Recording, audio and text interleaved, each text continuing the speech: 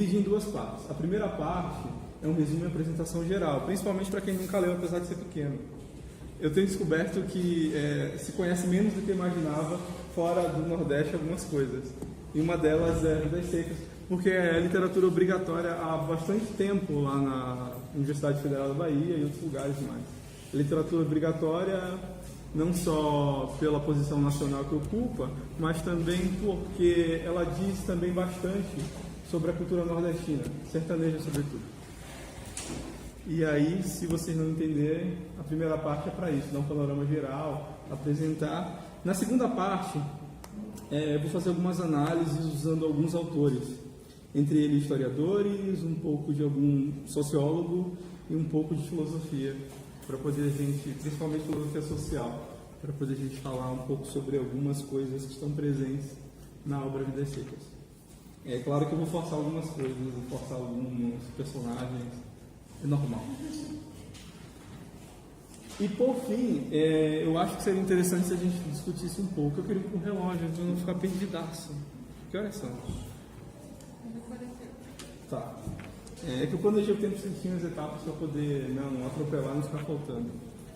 Eu deixei um tempo final para a gente discutir um pouco sobre a questão da arte, sobre o papel social, possível papel social do artista. Isso vai fazer sentido mais lá na frente, quando eu estiver falando sobre o impacto, algum certo impacto dentro da cultura causado pela obra de Graciliano Ramos e de outros caras que são cineastas, como o nosso conhecido e amado na Bahia, o resto do mundo eu não sei, Glauber Rocha. Tem um cinema enorme em Salvador, Cine Glauber Rocha, em homenagem a ele, foi aluno da UFBA. Portanto, um cara legal. A gente tem a mania, eu trouxe a mania de faculdade de ler texto, mas aí, até para minha mulher ter criticado isso e não ficar um negócio chato, dá vontade de dormir ou ir embora, deixa eu fazer o seguinte, eu reduzi o texto bastante e aí eu vou lendo e comentando, tá? Fica mais fácil, menos chato e evita o inverso. E se eu tirar o texto, eu tenho o risco de me perder ou atropelar tudo e fazer uma confusão e dizer o que eu queria dizer. Tá, vamos do começo, tá? O começo é bem legal porque até para quem vai prestar vestibular, salva a vida. Que é onde eu vou apresentar algumas coisas mais pontuais. Primeira coisa, a questão do contexto. Qual o contexto da obra? Qual o contexto de Vidas Secas? No ano seguinte à prisão de Graciliano Ramos, esse livro foi publicado e o ano de publicação foi 1938. A década de 30 foi marcada por crises, mundialmente falando. Uma delas foi a financeira, a crise de 29, afetando quase todo mundo, o seu impacto e a relação que havia com o governo dos Estados Unidos. Enquanto isso, do outro lado do continente, na Europa principalmente, havia muitos conflitos e o resultado desses conflitos culminou em seguida na Segunda Guerra Mundial, que nós conhecemos hoje. Então, estamos falando de um período de tensões, inclusive tensões revolucionárias, em torno de uma polarização, em torno de algo que era novo, que apesar de a gente estar acostumado é novo, capitalismo, e o que aparecia como proposta socialista, principalmente de vertente marxista. Tudo bem até aí? Marxismo, socialismo, conflito, que lá na frente vai dar em Guerra Fria. Beleza? Estados Unidos versus União Soviética. Tranquilo até aí? No Brasil, na década de 30, quem está aqui? Getúlio Vargas. Esse é o período. E por conta de Getúlio Vargas, que passou a perseguir e caçar comunistas, o nosso agora amigo Graciliano Ramos foi preso. Ele sai então em 37, ele sai da prisão em 1937, em 1938 ele escreve Vidas Secas. Ele já havia escrito outras coisas, mas tem uma coisa bem interessante aqui. Como é que esse livro surge? Qual é o contexto desse livro? Depois da prisão, ele está com uma vida bastante complicada, ele é um sujeito que é inimigo do Estado. E o Estado, o governo brasileiro, representado na figura do Getúlio Vargas, é um governo que é contra os comunistas e o Graciliano Ramos é, pelo menos, visto como comunista. Sem ter o que fazer, ele conversa com um amigo e escreve um conto chamado Baleia, que é justamente um dos capítulos. O primeiro texto, então, é um conto e o conto chama-se Baleia. Foi um maior sucesso e o amigo pediu que ele escrevesse outros contos com o mesmo estilo e daquele mesmo jeitinho porque ficou legal, o pessoal gostou. Simplesmente isso. Então ele resolveu fazer o seguinte, escrever um capítulo para cada personagem, e assim começou o livro. É por isso também que a gente pode falar que o romance é desmontável, outros dizem que não é desmontável, alguns dizem que dá para ler de trás para frente, outros dizem que não, por causa dessa certa independência entre capítulos. E existe essa independência porque ele escreveu como conto cada um. Temos então uma das mais famosas obras da literatura brasileira até hoje, presente em vários vestibulares, por isso não é gratuito. Seu cenário é a zona rural do sertão nordestino. Ele tem a primeira de 14 notas de rodapé. Vale a pena, bem legal, olha só. Sobre essa ideia de sertão nordestino. Inclusive eu escrevi essas notas porque eu descobri, depois de morar aqui, que o Nordeste é menos conhecido aqui do que imaginava. Um pouco de Nordeste, então. É difícil precisar a origem da palavra sertão, que hoje a gente usa especificamente se referindo ao sertão nordestino. Mas independente do trajeto que essa palavra adotou, em algum momento a palavra tornou-se corruptela, ou seja, ela se tornou um pedaço de desertão. A palavra inteira antes era desertão. Deserto, desertão, sertão. Fantástico, né? Fica melhor ainda, olha só que legal, mais pra frente. No Brasil colônia, no período colônia aqui no Brasil, quando alguém falava em desertão ou sertão, um pouco mais à frente, ele se referia ao interior do Brasil inteiro, porque como a navegação, como o transporte era por navegação, e tem vários autores, inclusive no período histórico, em que, curiosidade, o Brasil ele teve um problema sério entre o norte e a capital, que na época já era o Rio de Janeiro. O que aconteceu? O pessoal, no Rio de Janeiro, como nós sabemos, ele se torna ali no final do século XIX, começa as ideias, a rondar as ideias de república, o Brasil deixar de ser império. O pessoal no norte do Brasil, eles diziam algo bem interessante, eles diziam, estamos mais próximos de Lisboa do que do Rio de Janeiro, então continuaremos império, participando do império de Portugal, porque está mais perto. Mais perto por quê? Eles iam de navio, transporte era navio.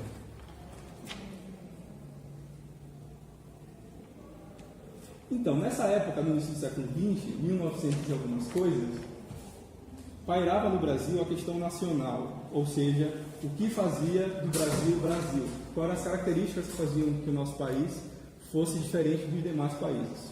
Essa era a grande questão. Aqui as palavras-chave são identidade nacional, mito nacional e herói nacional. Guardem isso para o resto da vida. No início do século XX, as palavras mais importantes são, inclusive até hoje, isso ainda tem bastante resquício, tá? Identidade nacional, mito nacional e herói nacional. Herói nacional. Não foi só no Brasil, isso aconteceu em vários outros lugares. Mas esse era o momento que o Brasil estava procurando o seu mito, sua identidade e a sua história. Então, por aqui ocorreu a passagem para indicar uma região específica, diferente de outras regiões que houvesse no mundo inteiro. O sertão, ou desertão, tinha clima árido, permaneceu relativamente vazio e consolidou-se com a ajuda da literatura e já na segunda metade do século, com a ajuda do cinema, a possuir identidade própria. No campo da literatura, cabe mencionar o livro Os Sertões, de 1902, Euclides da Cunha. Importantíssimo. É um livro ruim de ler, é difícil, mas vale a pena, ele tem uma beleza assim fantástica. Porque, inclusive, a estrutura do texto ela é bem diferente. Ele primeiro faz sobre a identificação de paisagem, depois ele vai fazer uma espécie de etnografia, misturado com antropologia, ou seja, para falar da Guerra de Canudos, que é uma outra coisa assim, que explica muito o país, ele vai por fases, que era uma maneira de se trabalhar na época, era um estilo da época, nos outros países. O 15 de 1930, de Raquel de Queiroz, a ideia de 15 é justamente porque houve uma seca devastadora em 1915. Ela escreve em 1930, o 15. E Vidas Secas, que foi escrito em 38. Nós sabemos hoje que o Graciliano começou no final de 37 e terminou em 38, a Baleia que já estava fazendo rascunho. No cinema, o que é que nós temos? No cinema a gente já tem na década de 60, em 63 para ser mais específico, uma grande obra que vale a pena ser vista, Vidas Secas com o mesmo nome, de Nelson Pereira dos Santos. O bacana, ele gravou outras coisas também, filmou outras coisas. O legal é que eu espero, pelo menos, que depois de hoje vocês revejam com outro olhar. esse filme. É curto e é bem legal. Outro filme que é maravilhoso, porque é do Glauber Rocha, que saiu, né? Foi lançado em 1964, é Deus e o Diabo na Terra do Sol. É um filme incrível demais, incrível. Quem gosta de cinema ou quem não gosta tem que ver.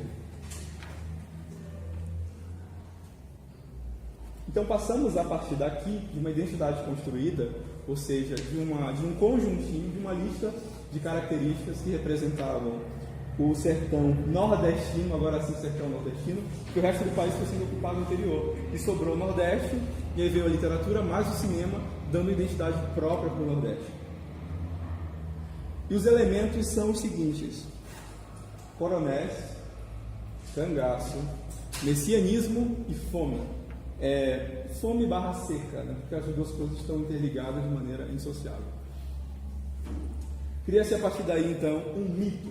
E essa foi só a primeira nota de rodapé. Avante. O cenário do livro, ele passa-se no sertão nordestino, e algo que é bem marcante são as secas de 15 e as de 30. Nesse período aconteceram umas coisas bem loucas, assim, que vale a pena ler depois. Aconteceram muitos saques em Fortaleza, principalmente. A fome era tão grande que a galera saía da zona rural, ia para a capital e assaltava tudo mesmo, sem dó nem piedade, para poder não morrer de fome. Algumas pessoas chegaram a morrer no caminho. Há muitas fotos de pessoas que morreram no caminho de tanta fome. Tamanha era a fome. Secas de 15 e secas de 30.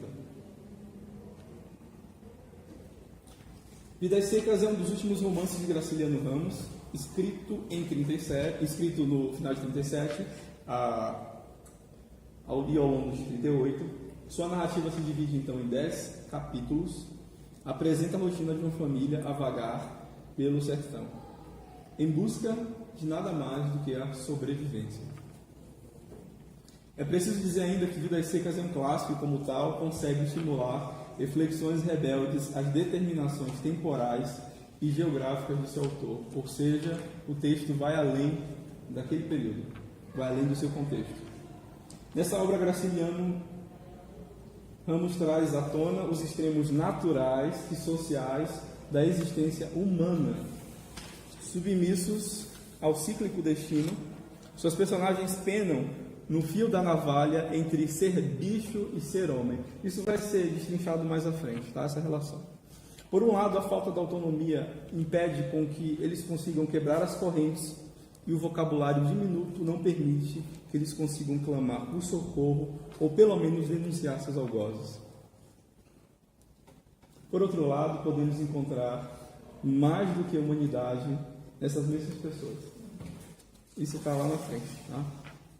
Parte 2. Quem são os personagens? O núcleo é composto por 5 personagens.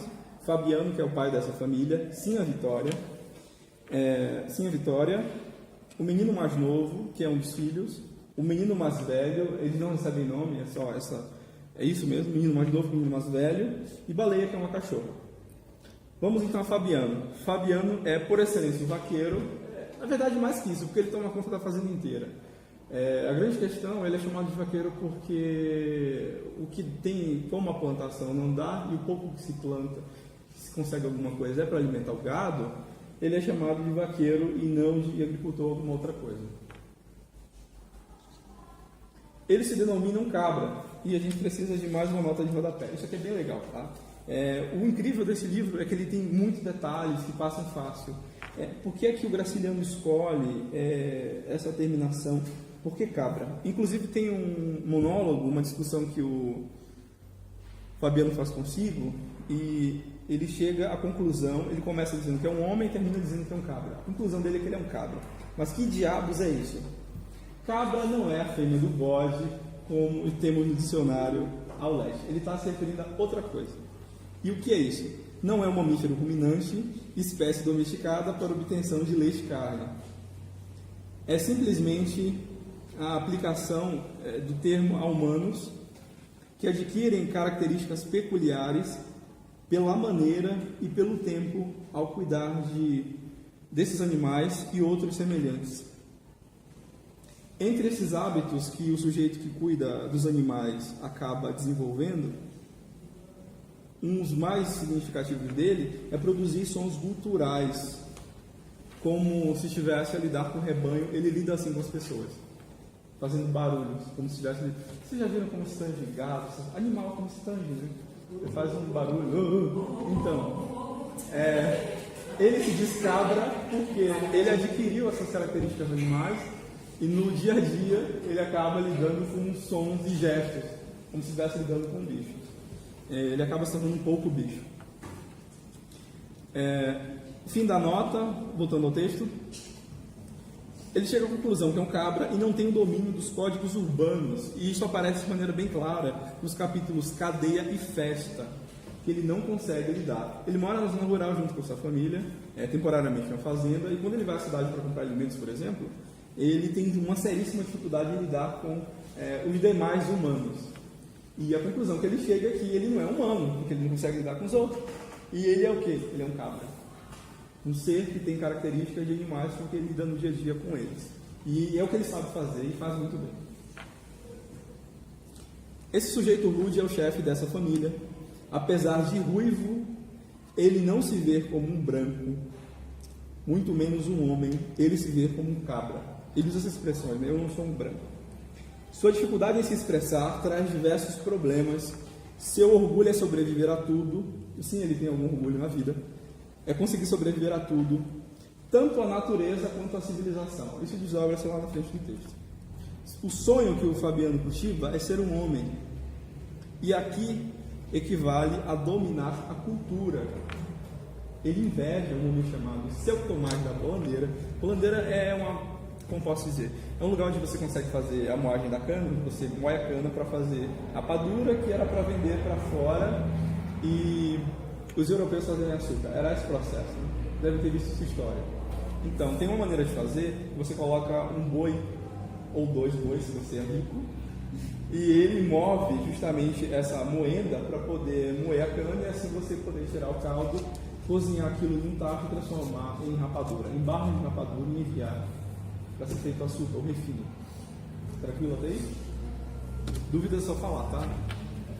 Ele inveja porque esse homem domina a cultura, ele tem um vocabulário rico e consegue se expressar. É um homem que sabe ler. Fabiano, ele não lê nada. Nada, nem placa na rua. Não vai. Ele não sabe. Sim, a vitória. Tem um destaque em uma nota de rodapé que eu fiz sobre isso. Inclusive, eu encontrei muitos artigos que eles cometem um equívoco que eu acho muito grosseiro e muito feio. Sim a vitória não é sim a vitória.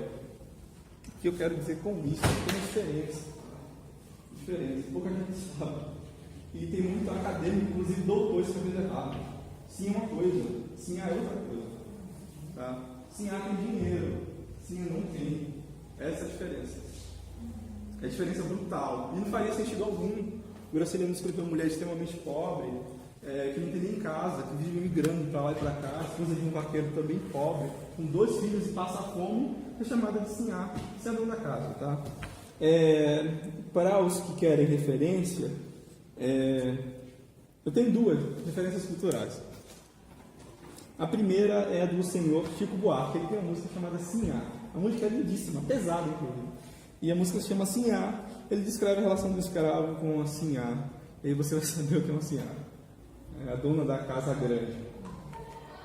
Outra música, já fazendo referência aqui, que é muito provável e mais fácil de ter ouvido, se chama Que Lucro Que Dá, de Tonico e Tinoco.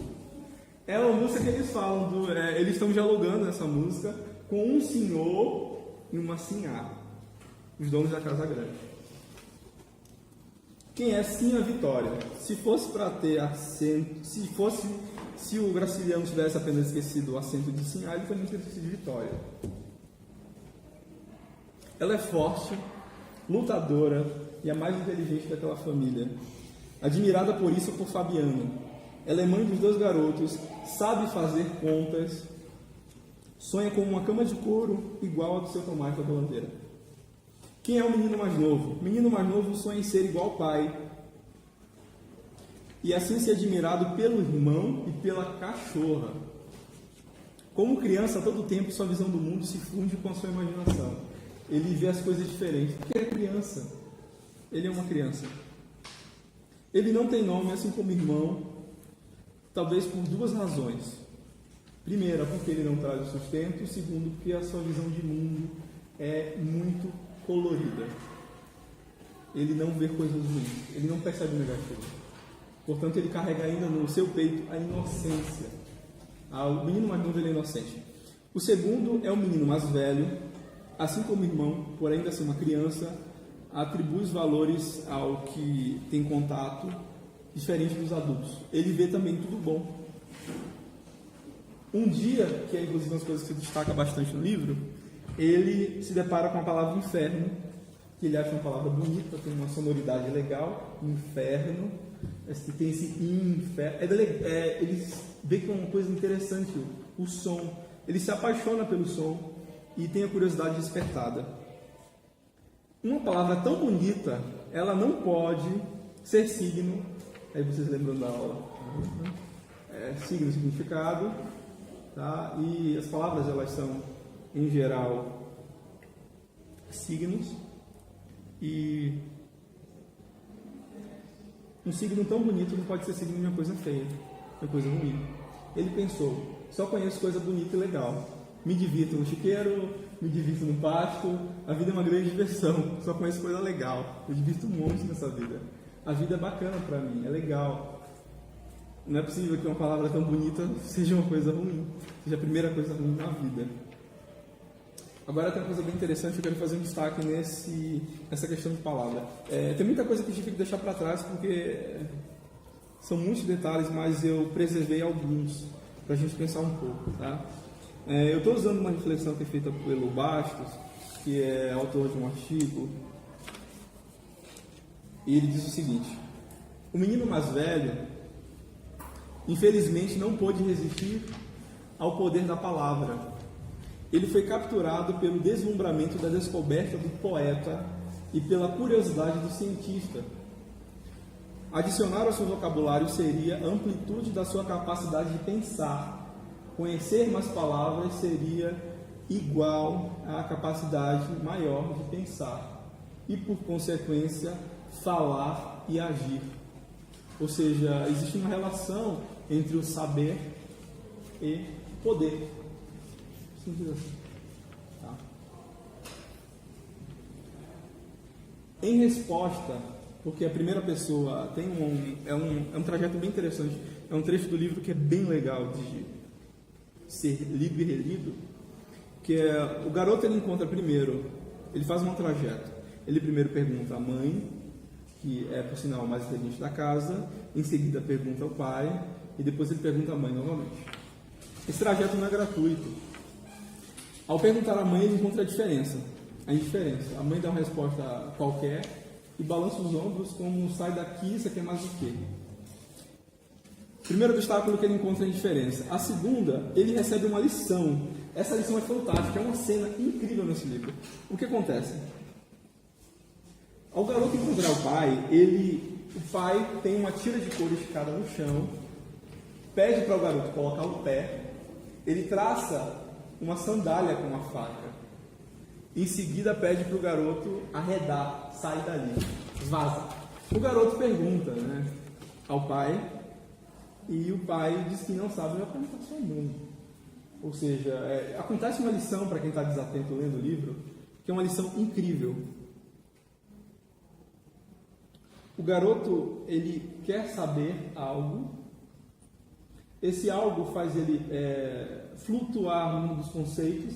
O garoto quer abstrair, essa palavra é mais importante talvez no livro inteiro, apesar de não ter sido escrita. Por isso se chama de fronteira. Existe uma grande fronteira entre o mundo de vidas secas e um outro universo, com mais cultura, mais civilizado, é um universo onde existe abstração. E o grande lance aqui é a capacidade de abstração de transformar o lugar. Nós somos mais inteligentes quando nós conseguimos abstrair mais. É isso. Quanto menos abstraímos, menos inteligentes nós somos. É essa a ideia. O garoto quer abstrair, ele quer saber o que é inferno. Porque não é uma coisa que dava para mostrar para ele. Você tem que descrever e ficar o conceito na cabeça, isso é abstração. De maneira grosseira, isso é abstração. É você entender algo, é você ter um conceito na cabeça, é você ter as características de algo que não está na sua frente. O garoto queria isso. Ele queria o mundo das abstrações, o mundo dos gênios, o mundo dos poetas. Em resposta a isso, o pai coloca o pé dele no chão e traça uma sandália para que os pés do garoto fiquem no chão. O garoto quer voar, e o pai faz com que ele tenha os pés no chão. A lição é lindíssima, é belíssima. Ele volta para a mãe, e a mãe o agride. E quem quer saber demais, enfrenta esses 3 caminhos. Olha que genial.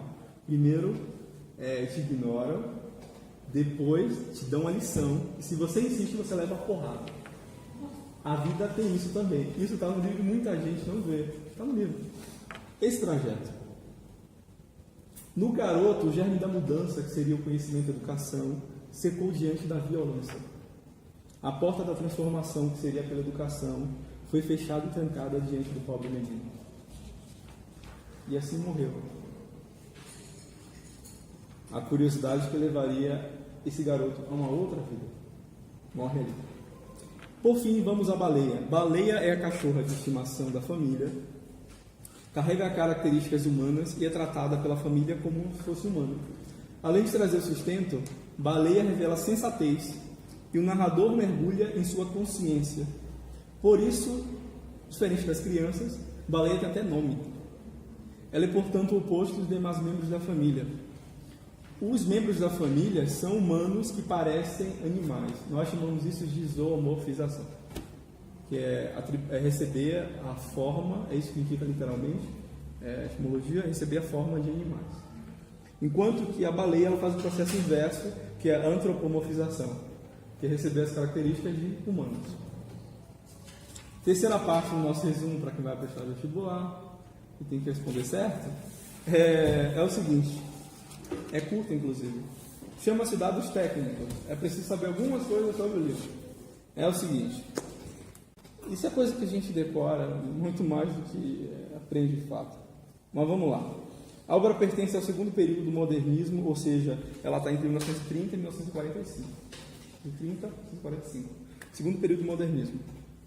Ela é neorrealista, ou seja, nada mais que retomar o realismo do século XIX, com pitadas de crítica sociocultural, que estão influenciadas de quê? Da crítica marxista. É isso. Sua influência, até pelo posicionamento dos autores, é de influência de crítica sociocultural em suas devidas proporções.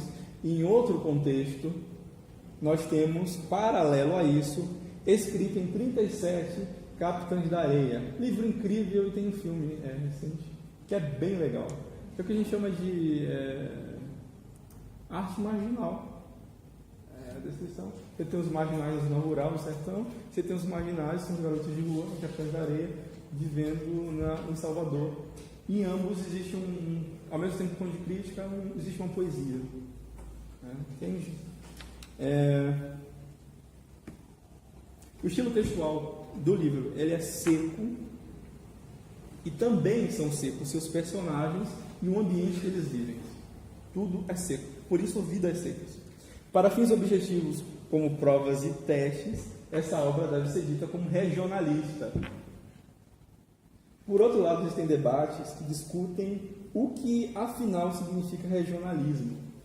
Afinal, não dá para fazer, embora você diga que o regionalismo está ligado a você fazer algo fora do eixo Rio-São Paulo, ele está também relacionado a você construir uma história, e necessariamente uma história tem que ter contexto. E acaba sendo algo um tanto vago. Uma outra questão que complica dizer que é regionalista é quando você pensa em vidas secas, ele tem uma amplitude tão grande, fazendo como posso dizer, ele faz um tipo, um modelo, fica mais fácil de entender. Ele traça um modelo universal que traz características universais. Então, uma obra que pode ser lida entendendo tudo que é canto, como uma obra que fala do espírito humano em qualquer época, por que limitá-la a algo local? Mas se for fazer prova, é regionalista sim. É essa a resposta certa, é regionalista. Graciliano utiliza o discurso indireto livre os 13 capítulos da sua obra. Significa uma fusão entre o narrador e o personagem, mas tem um negócio bem interessante aqui que o diferencia de outros trabalhos. A questão narrativa nesse livro ela é mais complexa. Tá? Nós encontramos isso discutido pelo professor Ismael Ângelo Sintra num artigo chamado Discurso Polifônico. Em uma ponta temos a mudez do papagaio, que denuncia que eles não falam, eles são mudos, o papagaio aprende falando. E o papagaio que está no livro, que eu nem citei como personagem, porque ele morre muito cedo, ele nem fala, às vezes late, porque a cachorra faz mais som do que os humanos. É desse jeito, o negócio é muito louco, muito louco. Pela obra, sabemos até os sonhos da cachorra. Olha que coisa louca. Papagaio não faz som, que os outros não falam. Enquanto que a cachorra, através do livro, nós sabemos até os pensamentos, os sonhos dela. Então, quem está a nos contar a história? Como sugere o Bastos, que é um outro autor, seria o narrador que, de maneira propositada, confunde o seu discurso, ou o escritor intelectual para quem a transformação socialista é o caminho da superação do mundo reificado. O que está rolando aqui? Nós temos uma obra, as pessoas que participam dela, os personagens, eles têm um vocabulário muito curto. Eles não sabem falar, é isso, eles não sabem falar, então eles não podem contar a sua própria história. Por outro lado, nós temos um narrador, mas esse narrador ele se funde a todo momento com a consciência, ou seja, ele fica além do pensamento, ele não está externo, observando como observador. E ao mesmo tempo, a gente tem que lembrar e considerar assim que nós temos um escritor. E esse escritor, que é o Graciliano Ramos, ele é o completo e total oposto do que está sendo escrito ali. Em que sentido? No seguinte sentido, a melhor resposta parece ser o produto, o resultado disso tudo, é que parece ser o produto do encontro desses vários sujeitos emissores, inclusive o fato deles serem opositores. O grande ápice da oposição, da contradição, está entre Fabiano e Graciliano.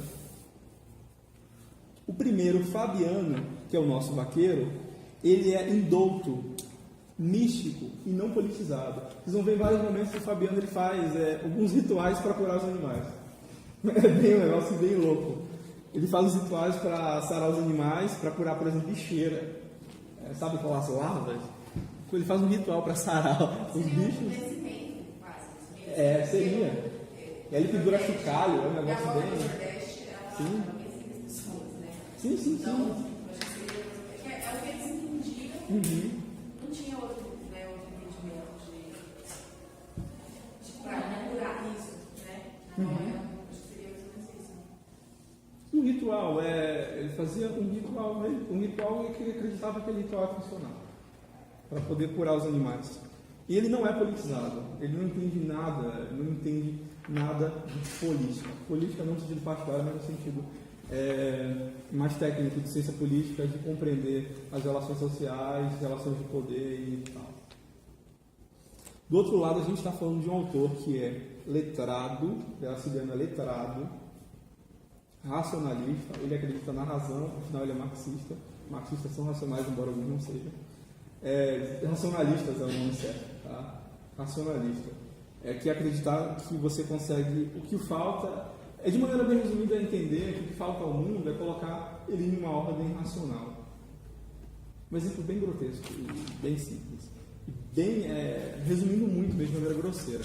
O que pouca gente sabe é que o regime comunista que passaria pelo regime socialista como intermediário, ele não é nada mais nada menos que a mudança da ordem econômica a fim de atender às suas necessidades humanas. Ou seja, ele enxerga que a racionalidade no processo econômico ela não está atendendo ao fim que ela tem. Então o Marx tem a genial ideia, que é até própria do século XIX, alemão, que é colocar as coisas em ordem. É a mesma coisa que faz Freud. Ele pensa, os sistemas se repetem muito, né? A cabeça das pessoas estão bagunçadas, a gente ajusta e ela fica legal. É isso. O melhor resumo de psicanálise que existe é esse. A pessoa está zoada, você vai lá, dá uma ajeitada e fica legal. E funciona. O que está faltando? Colocar a racionalidade, colocar a ordem correta. Portanto, graciliano, racionalista, e não só politizado, como ele é militante, ele é comunista. Cada capítulo traz a perspectiva até a consciência de personagem, narrador e escritor. Acabamos no tempo quase certo da primeira parte, a gente vai para a segunda agora, que eu espero ser mais breve. Tá, essa é a parte do vestibular. Tudo isso você pode responder a prova tranquilamente, de maneira sossegada. Esse que eu vou te perguntar. Agora a gente vai para a parte 2, onde vamos contradizer algumas coisas e apresentar alguns outros autores para fazer um embate e ter um verdadeiro UFC. Vai ser bem legal. Guerra do Graciliano versus Gilberto Freire versus Gessé Souza, que é um cara que está aí vivo escrevendo, versus Onde Está Você, historiador legal, versus o Durval Muniz Albuquerque Júnior, dizendo que não existe sertão, isso é mentira. Vamos lá, olha só. A nossa primeira reflexão de algumas, que horas são? A gente começou um pouco. 2h23, tá. Tá, isso vai dar certo em 20 minutos. Vamos fazer algumas reflexões, tá? Inclusive esse exercício interessante de cruzamento de referências, até para vocês fazerem quando estiverem lendo outras obras literárias. Eu quero destacar uma coisa bem interessante, que alguns autores da área de humanas, principalmente, da área de humanas não é só coisa que às vezes a gente acha que é, mas economia é humanas. Economia é humana. Não existe cálculo de economia. Pois é. Humanos, eles têm um insight, sabe uma coisa, eles têm uma ideia que é uma ideia genial, muitas vezes lendo literatura, muitas vezes, não algumas vezes, muitas vezes lendo literatura. Alguns autores, é claro que eles tiveram uma percepção a partir de outros autores da mesma área, mas tem outros que lendo literatura eles tiveram uma sacada e foi brilhante. E é legal ler literatura desse jeito também, indo além do que está escrito no texto, cruzando referências de autores.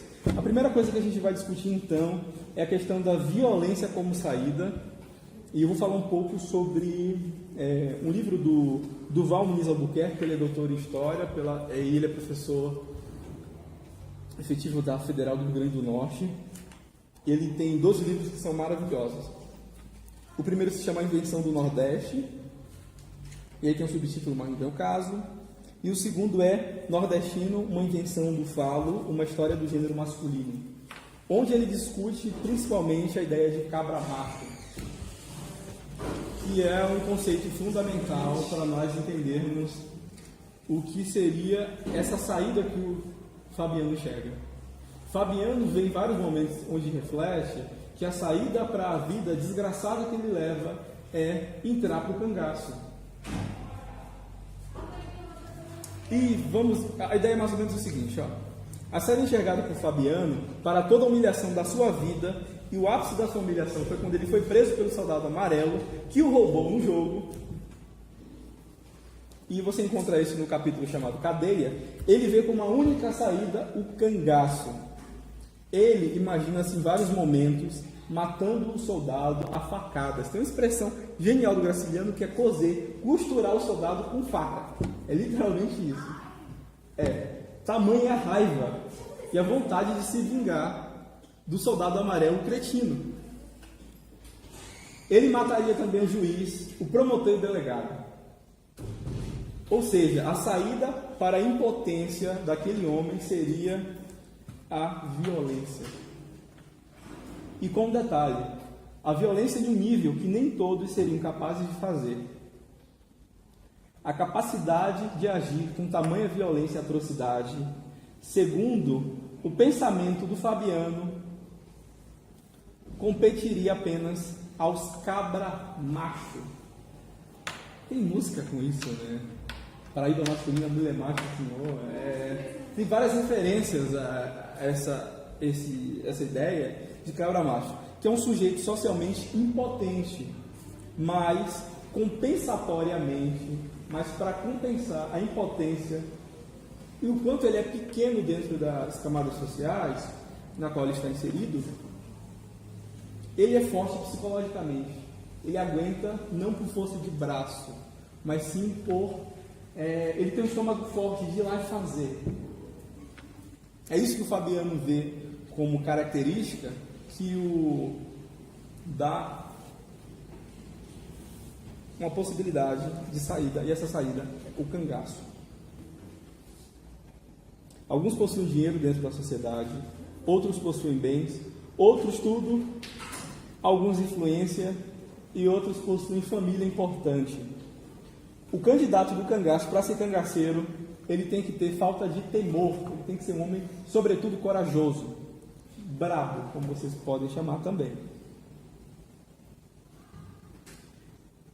E aqui vai o que eu estou chamando de reflexão, ligando a outros autores e fazendo uma leitura diferenciada. Tá?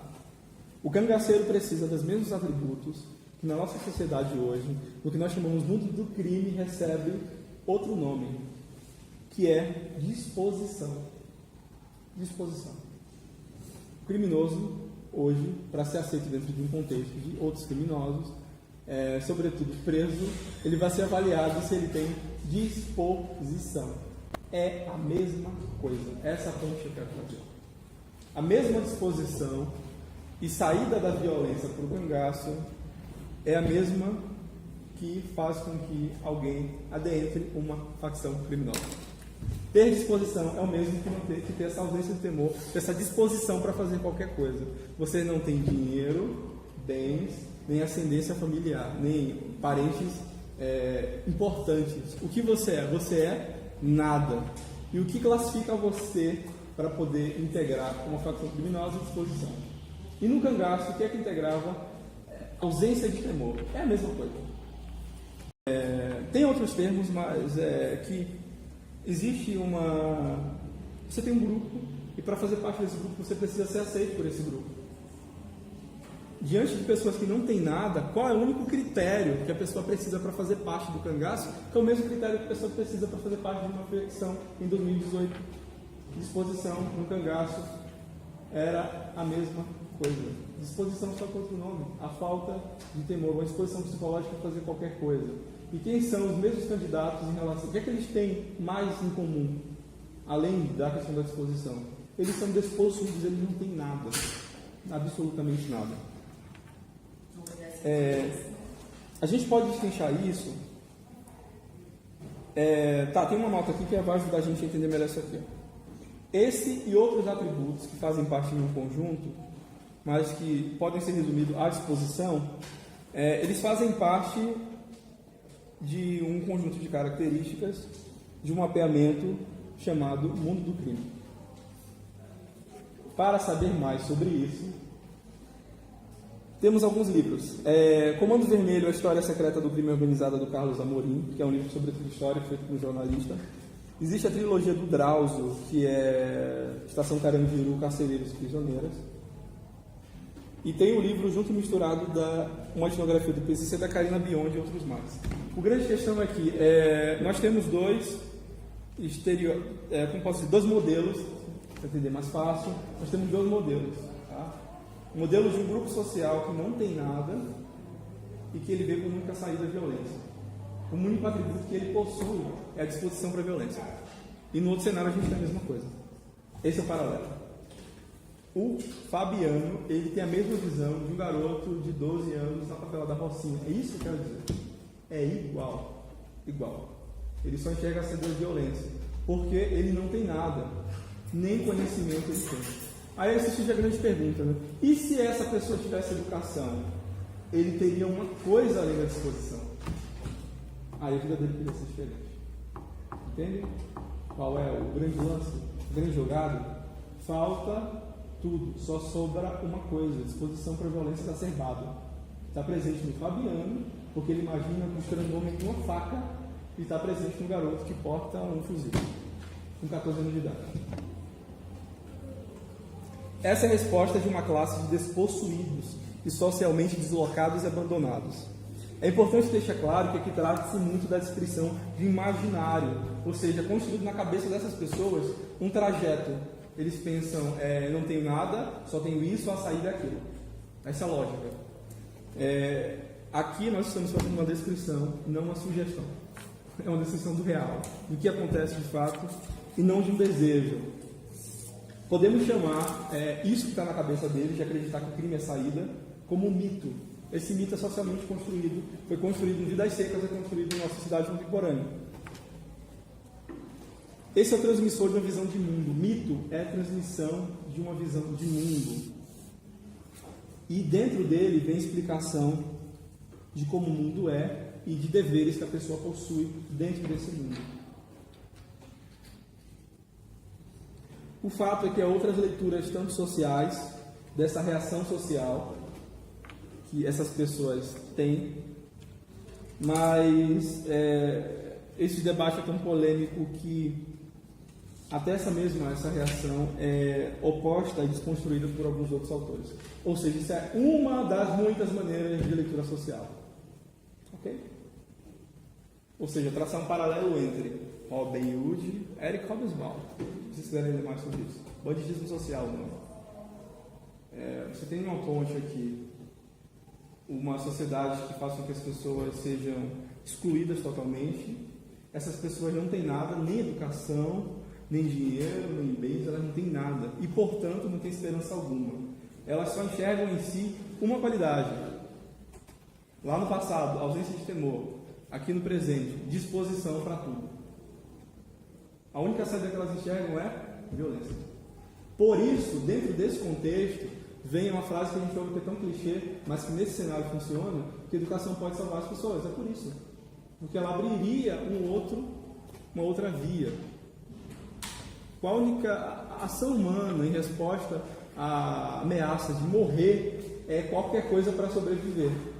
Se tem uma tábua e tem 30 pessoas, elas vão se esmurrar para ficar com uma tábua, já que elas estão no meio do mar. O instinto de sobrevivência a gente pode chamar.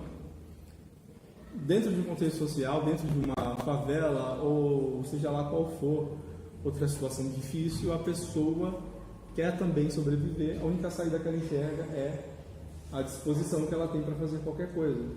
Existe outro meio? Para ela não, mas pode existir? Pode existir outro meio. Esse é o nosso primeiro. Vamos ao segundo. O segundo é a ideia de construção de classe social, que é baseada em uma leitura de Gessé Souza. Gessé Souza é um sociólogo que tem escrito ultimamente muito nos últimos anos. Ele é um cara com formação muito sólida e o cara é muito bom. E se fosse vocês, eu enfrentava o desafio de entender Gessé Souza. É difícil, mas é bom pra caramba. Você entende, você explica quase tudo na frente de todo mundo. É um negócio assim, bem legal. Gessé Souza, ele é leitor de um cara chamado Bourdieu. Se vocês não viram, vão ver em algum momento. E ele faz uma leitura das camadas sociais brasileiras, uma leitura um tanto diferente e inovadora. Ele reinterpreta a ideia de classe social brasileira, ou seja, Gessé, ele é o cara que diz de maneira diferente quem é pobre, quem é rico, quem é classe média, e uma classe que ninguém nem sabia que existia, chamada classe trabalhadora. Nesse trabalho de Gessé, ele vai trazer algumas reflexões interessantes para a gente conseguir ler de uma maneira diferenciada a obra do Graciliano. E a discussão é o seguinte: lendo os capítulos do Vidas Secas, nós percebemos que é um texto cíclico. Ele termina do jeito que começa. E como ele começa com a mudança, com a migração, e termina igual. Retirando-se, sempre viajando para outro lugar para tentar sobreviver. Essa é a ideia. Correr atrás da sobrevivência.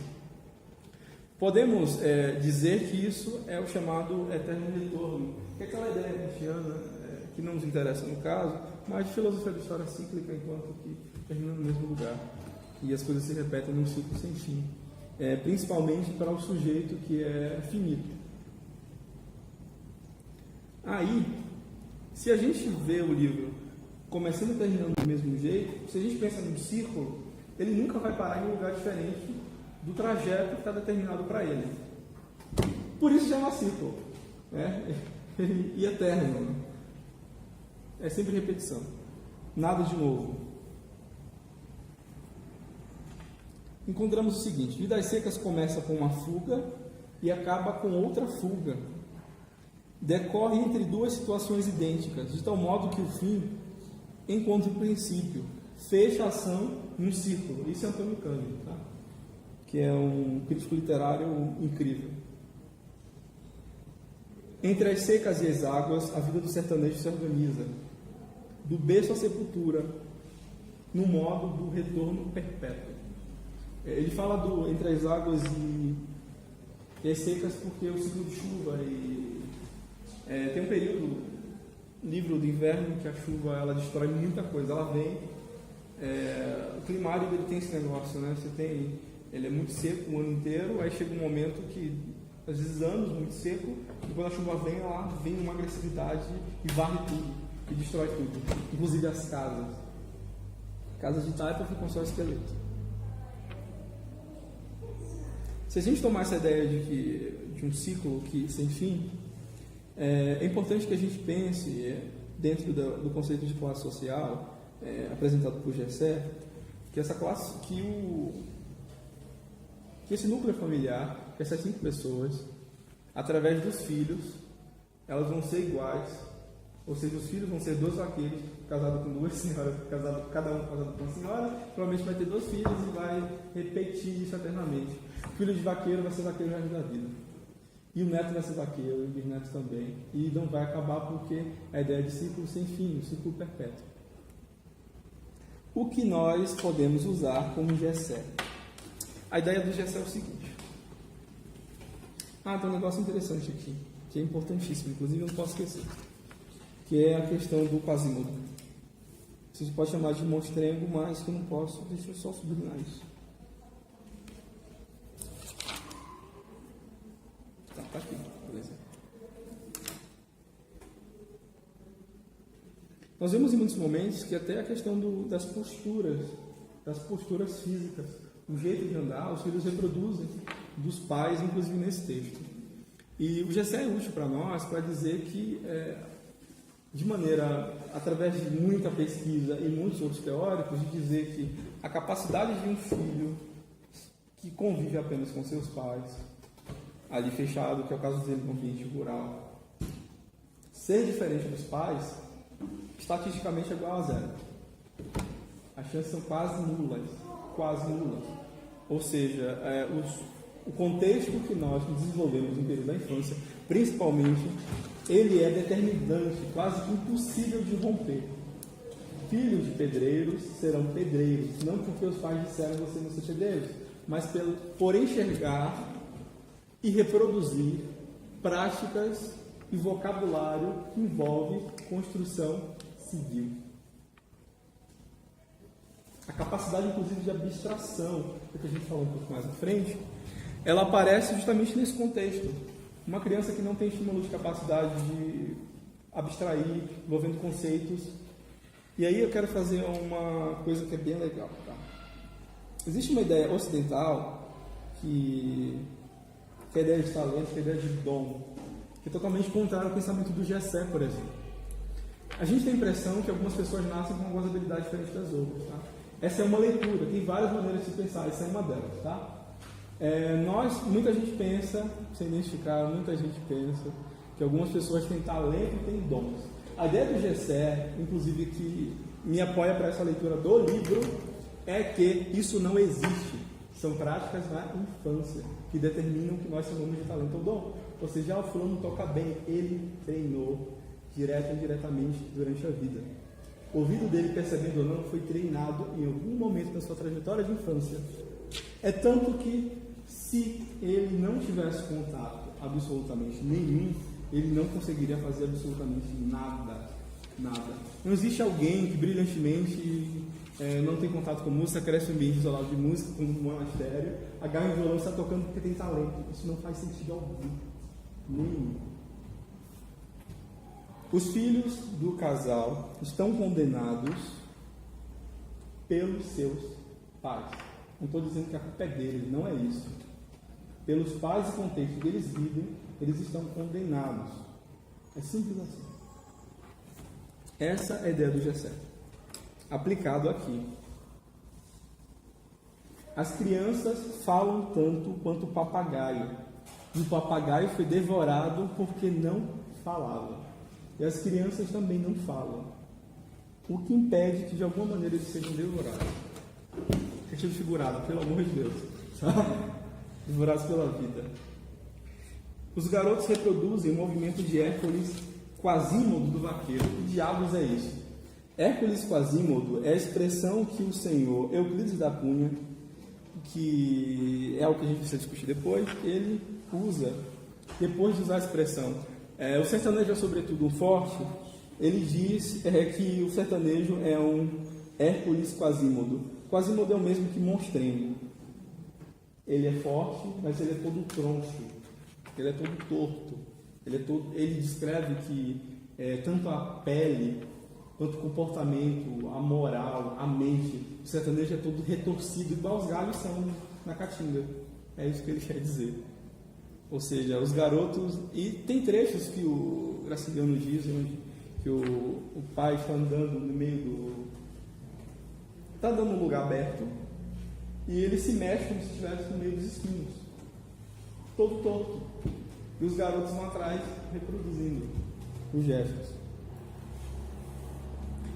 Diante de um contexto que aprisiona esses moleques até a vida igual ao do pai, existe uma maneira de sair desse ciclo sem fim de desgraça, tragédia, de pobreza e miséria. Assim como a desgraça está nas crianças, a saída também está. O que se faz com elas? Nós a condenamos ou as salvamos? E qual é a chave? A chave é interação linguística e práticas. Práticas que estimulem um cientista, depois eu vou explicar por que eu uso esse termo aqui, e não de um vaqueiro. Via de regra, o primeiro, o vaqueiro, não tem nenhuma capacidade de abstrair, ele só sabe lidar com o trabalho manual, lidar com as coisas que estão diante dele. Enquanto que o cientista, como tal, ele foi treinado, com intenção ou não, para ser como ele é. Ou seja, a expressão esse aí vai dar para bandido é muito pior do que nós possamos imaginar. Ou seja, práticas, como dizia minha mãe, palavras têm poder, minha mãe estava certa e nem sabia. É isso mesmo, palavras e práticas, elas têm um poder gigante. Ou seja, não é, e aí que está um grande detalhe, não é a questão genética, não é o sujeito de ser oriental, Península Arábica, asiático, não é isso, não é aí que está a chave, é sim no contexto que ela cresce.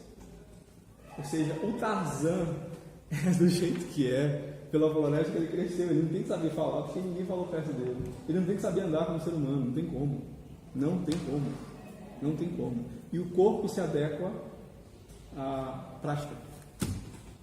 Eu sou cientista porque quando o livro foi escrito em 1938, isso é bom para vocês quando estiverem lendo autores do século XX, estava na moda ser científico, tanto que até o espiritismo era escrito, vocês encontram isso, ele foi dito como religião espírita como religião científica. O kardecista, o Allan Kardec, ele descreve que ele está propondo a religião científica, até religião estrutura científica. O socialismo do Weber era também científico, socialismo científico.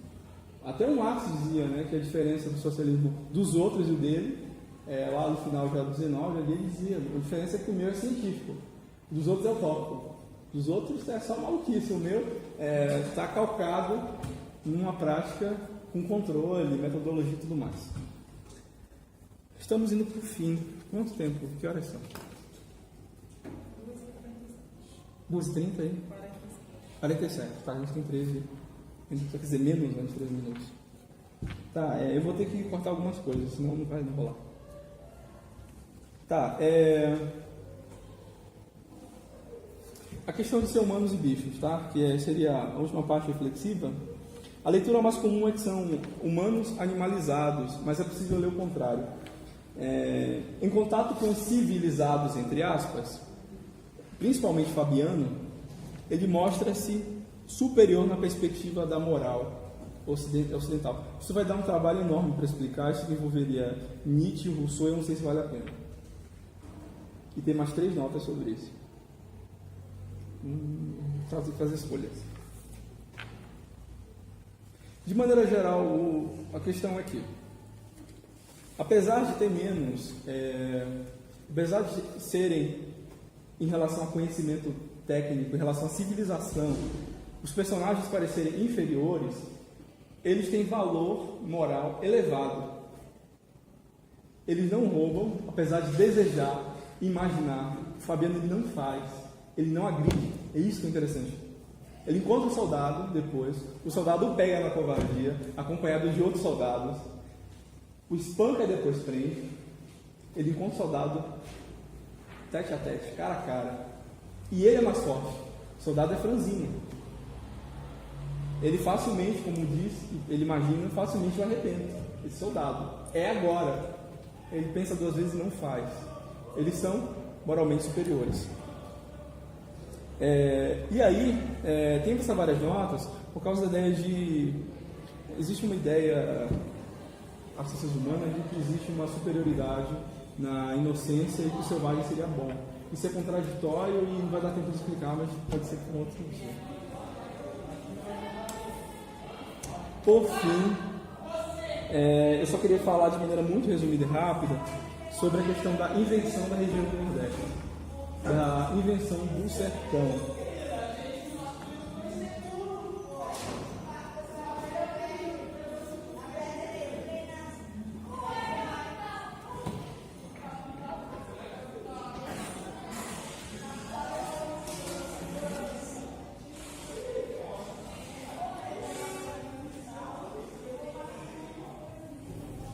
No início do século XX, o Nordeste foi inventado enquanto espaço imaginário, enquanto espaço cultural.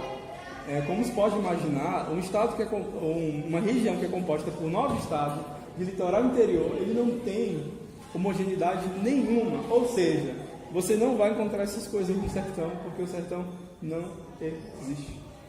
Foi construído ao longo do tempo um cenário literário e cinematográfico que na verdade não existe. Mas não existe em que sentido? Não existe no sentido da poética de Aristóteles. Que diabos é a arte? A arte de Aristóteles fazer uma palavra, verossimilhança, que é pegar as coisas que são, descrever as coisas que são possíveis. É isso. Acabou Aristóteles. Só isso. O que é a arte? A arte é descrever coisas possíveis. O cenário, tal como descrito por Vidas Secas, ele não é real. Ele é o exagero de algo que é real. Ele é o real exagerado. O real exagerado. Ele é factível, ele é imaginável. Portanto, a gente pode escrever e torná-lo uma obra que leve a discussões. Isso é um dos grandes detalhes e é isso que vai fechar a nossa ideia. Participa dessa invenção o Luiz Gonzaga, com suas vestimentas, que é uma mescla do que seria a roupa do cangaceiro. Primeiro, em 1902, Euclides da Cunha já criou um discurso, já criou uma história que não existia. Ele floreou Canudo de um jeito, ele nem foi lá. Quando Euclides da Cunha estava indo para fazer a reportagem jornalística, ele encontrou no meio do caminho os soldados que venceram a Guerra de Canudos, voltando da guerra que eles já tinham vencido. Euclides da Cunha nem foi lá. E escrevendo Os Sertões, ele influenciou um monte de gente, inclusive o Graciliano. Mais à frente na nossa geração, mais próximo de nós, e que chega de maneira direta, estão as músicas principalmente do Luiz Gonzaga, que compôs tanto ritmo quanto conteúdo, usando os elementos de uma cultura que ele conhecia. Portanto, o sertão que Gonzaga canta não existe. Existiu o Januário, seu pai, que tocava e tudo mais. Mas com toda a poesia e floreio, porque ele usou o que existia e extrapolou para um universo poético. Não é tão belo quanto ele canta. Não existe o jeito que ele canta, o Lampião é um cara legal. Ele não era, ele era um sobrevivente. É tão legal quanto o cara que mandou o alemão. O Hobsbawm faz essa ponte. É justo que ele faz ou não, isso é uma outra discussão. Mas ele não era um cara... E o que faz o Luiz Gonzaga? Ele veste roupas coloridas, fazendo menção tanto ao vaqueiro nas suas peças, quanto a uma ideia muito poética do cangaceiro. Lenço colorido, vamos pendurar essas coisas. E você tem também o Gilberto Freire, mas isso é outra história que vai ser mais longa ainda. O fato que a gente precisa ter em mente é que eu queria falar sobre o final, tá? Só mais um minuto a gente encerra. Eu queria falar, isso é muito importante, falar sobre o final da obra. Geralmente as obras do Graciliano elas são pessimistas. Assim é a avaliação de um cara como Antônio Cândido. As obras do Graciliano são pessimistas, são tristes, tem final infeliz. Não acaba legal como na Disney, que é otimista. Não tem final legal. E é muito curioso como acaba a Vidas Secas, acaba de um jeito diferente, inclusive divide opiniões. Começa com a migração e termina com a migração. A diferença é que a migração no final, eles estão indo para o sul. Pare e pensa comigo, né? Tem coisa mais familiar que nordestinos indo para o sul? Não tem, né? Indo para o sul. E o negócio, o detalhe que é curioso assim a Vitória diz que vai ser diferente. Fabiano se sente motivado e acredita nisso. E o autor fecha dizendo que eles acreditam nisso. Se eles acreditam, o narrador não crê, que vai ser diferente. E isso envolve autores como Gilberto Freire em um reforço do mito que existe um sertão. Junto com isso vem a ideia que o sertanejo precisa sair do sertão para poder ser feliz. Isso acontece no final de Deus e Diabo na Terra do Sol. A ideia de Deus está representada pelo Beato, que é morto. Spoiler, desculpa, mas foi muito velho. Depois, o relacionamento do cangaceiro que não dá certo, que aí é o diabo. Nem Deus, nem o diabo, nem o cangaceiro, nem o Beato. Mas é o contrário, nenhum nem outro vão salvar. E no final eles fogem sorrindo, correndo para o litoral. Ou seja, a obra também transparece como reforçou e criou, tanto Euclides da Cunha, que nem foi lá, quanto Gilberto Freire, principalmente, criando preconceito velado. Esse é um nível bem mais profundo e bem complexo, envolvendo muitos autores e críticos, sociólogos, principalmente historiadores, fazendo essa releitura até onde permeia uma obra literária, que é uma leitura bem mais profunda e bem mais trabalhosa, até onde o preconceito da época envolveu o autor. É isso, eu tinha algo para discutir com vocês, mas não sei se vocês estão afim. A ideia é a seguinte, mas é bom que vocês pensem, nem que você não dê tempo de responder, mas que vocês reflitam nisso, tá?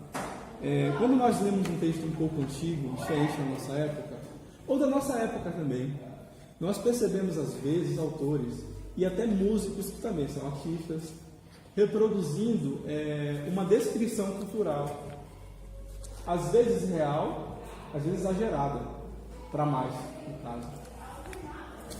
E a grande questão é que esse artista, ao descrever uma realidade, é óbvio que ele traz consequências para essa realidade.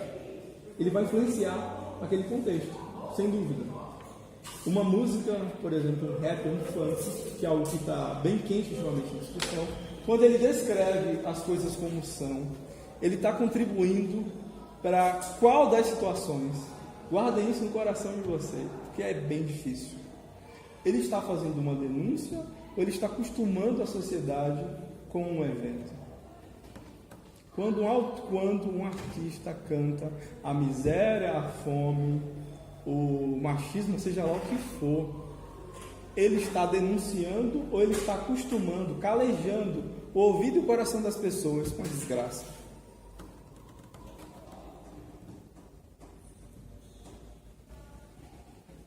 Antes disso, vem o pior que isso. A gente pode colocar nas costas do artista responsabilidade social. Não era melhor se ele só cantasse coisas legais? Ele é obrigado a denunciar, é obrigado a... Antes de perguntar se a denúncia funciona, quem disse que ele é obrigado a denunciar alguma coisa? Exemplo para fechar. Bem fácil, tá? Bem atual. Uma banda muito famosa de rap, que é o Racionais MCs, fez um trajeto que foi denúncia quase a vida inteira, discos e mais discos. Até que o Sr. Brown muda para fazer um disco com inspirações de soul, de music, de dance, ou seja, ritmos que são dançantes e alegres. E muita gente vai à loucura e diz: como assim você vai parar de denunciar e comemorar? E ele responde: quem disse que eu sou obrigado? É isso. Mas ele pode ter cansado também, né? É, Porque é complicado, assim, você fica, né? Vivia falando, e ninguém dá ouvidos. E aí chegou de repente uma hora e falou assim: pô, cansei. surtiu efeito? Será que surtiu efeito? Ou não? Enfim, é isso. Por hoje é só.